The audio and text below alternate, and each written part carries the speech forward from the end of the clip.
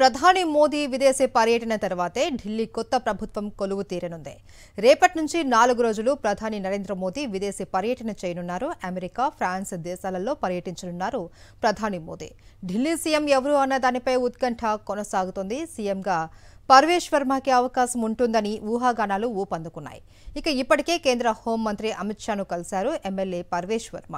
అసెంబ్లీని రద్దు చేస్తూ లెఫ్టినెంట్ గవర్నర్ సక్సేనా ఉత్తర్వులు వెలువరించారు. అరవింద్ కేజ్రీవాల్ని ఓడించి జైంట్ కిల్లర్గా నిలిచారు పర్వేష్ వర్మ. ఢిల్లీ సీఎంగా బీజేపీ తరపున చివరిసారిగా పనిచేశారు పర్వేష్ తండ్రి సాహిబ్ సింగ్ వర్మ. ఇటు ఢిల్లీ సీఎం పదవికి అతిషి రాజీనామా చేశారు. లెఫ్టినెంట్ గవర్నర్కు రాజీనామా లేఖను అందజేశారు. అసెంబ్లీ ఎన్నికల్లో ఆమ్ ఆద్మీ పార్టీ ఓడిపోవడంతో సీఎం పదవి నుండి వైదొలిగారు. మరోవైపు ఎన్నికల్లో విజయం సాధించిన బీజేపీ ఢిల్లీలో ప్రభుత్వాన్ని ఏర్పాటు చేసేందుకు కసరత్తు చేస్తోంది. ఇవాళ సాయంత్రం 5 గంటలకు బీజేపీ ఎమ్మెల్యేలు సమావేశం కానున్నారు. బీజేపీ చీఫ్ సచ్దేవా అధ్యక్షతన భేటీ జరగనుండగా బిఎల్ సంతోష్తో పాటు ముఖ్య నేతలు హాజరు కానున్నారు. కొత్త సీఎం ఎంపికపై చర్చించే అవకాశం కనిపిస్తుంది. అలాగే కొత్త ఎమ్మెల్యేలకు దిశానిర్దేశం చేయనున్నారు.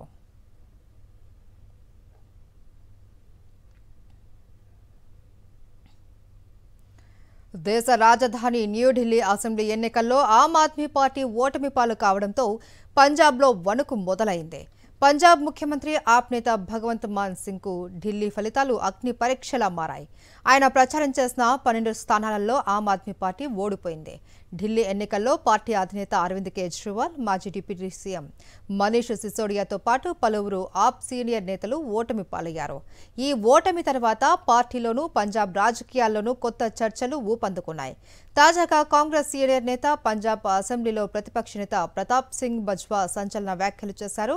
అరవింద్ కేజ్రీవాల్ ఇప్పుడు పంజాబ్ ముఖ్యమంత్రి కాగలరు అని వ్యాఖ్యానించారు. ఆయన పంజాబ్ మంత్రి, ఆప్ రాష్ట్ర అధ్యక్షుడు అమన్ అరోరా ఇటీవల చేసిన వ్యాఖ్యలను ఉదాహరించారు. పంజాబ్లో హిందువు కూడా ముఖ్యమంత్రి కావచ్చు అని అన్నారు. పంజాబ్లోని లుధియానా స్థానం నుంచి ఆప్ ఎమ్మెల్యే గుర్ప్రీత్ గోగి మృతి చెందడంతో అక్కడ ఉప ఎన్నిక జరగాల్సి ఉందని బజ్వా అన్నారు. ఆప్ తలుచుకుంటే అరవింద్ కేజ్రీవాల్ను ఈ స్థానం నుంచి పోటీ చేయించి ముఖ్యమంత్రిని చేయవచ్చన్నారు. అయితే ఇప్పటి వరకు ఈ వాదనపై ఆప్ నుంచి అధికారికంగా ఎలాంటి స్పందన రాలేదు. 2022 పంజాబ్ అసెంబ్లీ ఎన్నికల్లో అఖండ విజయం సాధించి ఆప్ ప్రభుత్వాన్ని ఏర్పాటు చేసింది.